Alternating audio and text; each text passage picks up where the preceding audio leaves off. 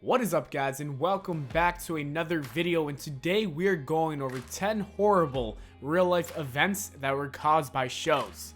Number 10, Dexter. Showtime's hit drama about a serial killer has been blamed for inspiring many real life murders. One of them was in 2009, 17-year-old Andrew Conley strangled his 10-year-old brother Connor with his bare hands. He has said on numerous occasions he had fantasized about killing people. Prosecutor Aaron Negengard said. He told us he was reading books about it on serial killers and he was watching Dexter. In fact, an hour into his first interrogation by police, Conley said, "I don't know if you've heard of it, but it's called Dexter and it's on Showtime, and I feel like him because he's a serial killer of bad people, but I just feel like him." He had also fantasized about murdering his father. In a prison video that recorded the visit of a family friend, Conley asked about the show's most recent plot developments, peppering the friend with questions and comments such as, "Whoa, and Dexter killed Trinity?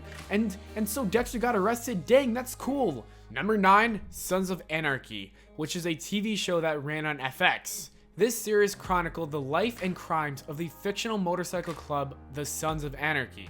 They dealt with guns for the IRA, ran a porn business all the way down to having worked with a cartel.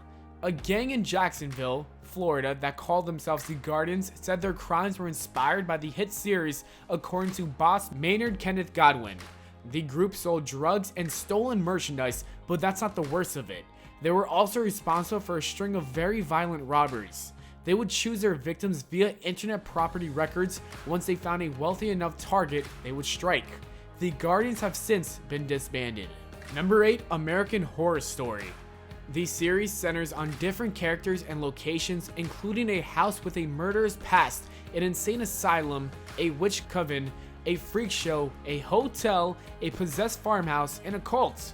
A teenage Aussie who stabbed her grandfather and then let him bleed to death in his kitchen as she washed the dishes claimed the TV series American Horror Story inspired her to kill him. The cold-blooded killer arrived at her grandfather's home at 11 a.m. August 5th, 2016. She and a friend had planned to murder him and steal his savings. The friend was waiting in the car outside. When she was leaving, he walked her to the front door, then she pulled out a knife and stabbed him in the neck and chest. The two girls checked the house for cash and found only $1,000, missing the $110,000 in savings that the grandfather had hidden in his shed.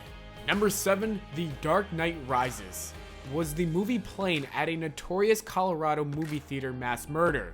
While the motives of the shooter remain a mystery, the tragedy that happened that night is similar to things including Batman. The 24-year-old shooter said, "I am the Joker," when arrested by the police. The massacre that went down inside the Century 16 theater has parallels to more than one scene from Frank Miller's 1986 Batman comic series, The Dark Knight Returns. In that comic book series, the Joker murders a television studio audience by deploying smile gas. Holmes began his murder by setting off smoke bombs in the theater. The series also features Arnold Crimp, a disturbed man who just lost his job, pulling out a handgun in an adult film theater and killing 3 people. Holmes also booby-trapped his apartment, a favorite technique of the Joker. Number 6, Breaking Bad, which ran on the AMC, that was about a high school chemistry teacher diagnosed with lung cancer who turns to manufacturing and selling meth with a former student in order to secure his family's future. Kuntal Patel, who is a 37-year-old, tried to murder her controlling and selfish mother by putting a Brin in her brother's Diet Coke.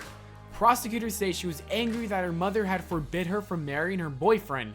She purchased the Abrin from an American using a website. The website offered Breaking Bad style poison.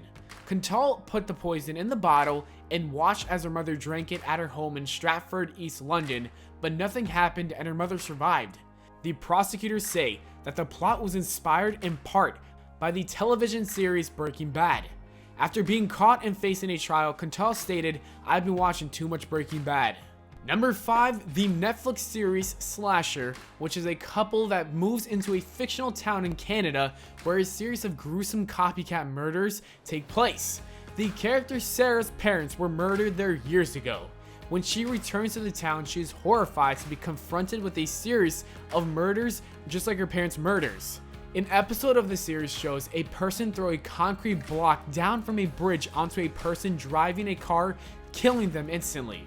Police in a Danish island have said that a killer murdered a woman by dropping a large stone from an overpass, which was most likely inspired by the show.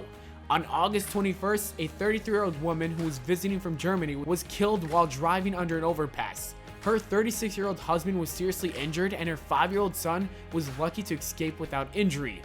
The killer has not been caught, but investigators are blaming the show slashers, which is popular on the island. Number 4, Fight Club, which was a movie released in 1999 about an office worker looking for a way to change his life. He crosses paths with a devil-may-care soap maker, forming an underground fight club that evolves into something much, much more. This inspired a NYC teenager to try his own revolt. Kyle Shaw, 17 years old, set off a bomb made out of fireworks, a plastic bottle, and electrical tape outside an Upper East Side Starbucks in 2009. Police said Shaw planned to launch his own Project Mayhem and mimic the plan hatched by Brad Pitt's character in Fight Club. The teenager's fondness for the movie was well known.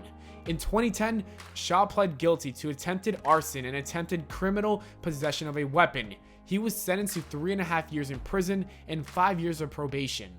Number 3, Natural Born Killers, and that was a movie that was in 1994 about the adventures of Mickey and Mallory. They were outcasts, lovers, and serial killers.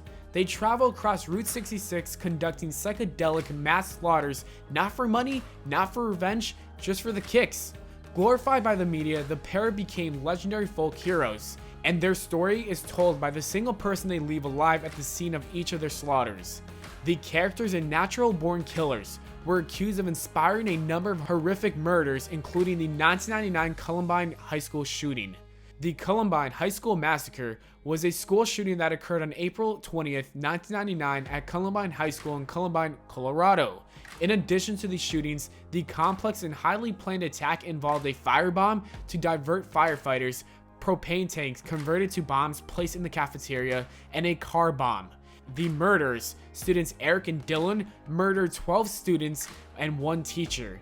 A lawyer for the Columbine victims and their families attempted to sue the production company, but the case was dismissed in 2001. Number 2, The Matrix, which came out in 1999. The plot of the sci-fi hit suggests that the world that we live in is merely an illusion controlled by a computer. Since the 1999 release of the first Matrix movie, there have been several cases involving violent crime in which attorneys have used the Matrix defense on behalf of their clients, saying that the accused believed they were in an alternate reality. The most famous case was that of Lee Boyd Malvo, who was convicted of murder for his involvement in the 2002 Washington, D.C. area sniper attacks. These attacks were committed over a 3-week period in which multiple people were killed. Malvo was said to be obsessed with the world of blurred realities and mind control portrayed in The Matrix. Currently, he is serving multiple life sentences at the Red Onion State Prison in Virginia, a supermax prison. And number 1, the film Taxi Driver, which came out in 1976. It's centered on a mentally unstable Vietnam War veteran who works as a nighttime taxi driver in New York City, where the descendants and sleaze all around him feeds his urge for violent action. He attempts to save a pre-adolescent prostitute, played by Jodie Foster, in the process. The attempted assassination of the then President Ronald Reagan is probably the most famous crime to have been inspired by a film. At the center of it all, John Hinckley Jr., an aspiring songwriter with an unhealthy obsession for the female star of Taxi Driver, Jodie Foster. In an attempt to gain Foster's attention, Hinckley fired 6 shots at President Reagan as he left Washington, D.C. Hilton on March 30th, 1981. Reagan was injured by 1 bullet, and his press secretary, James Brady, was hit in the head by another shot. Hinckley, who was later found not guilty by reason of insanity, said the shooting was the greatest love offering in the history of the world, and that everyone but everyone knows about John and Jodie. And that is it for the video, guys. As always, thanks for watching. I hope you all enjoyed. If you did, please make sure to leave a like and subscribe for more, and I'll see you all later.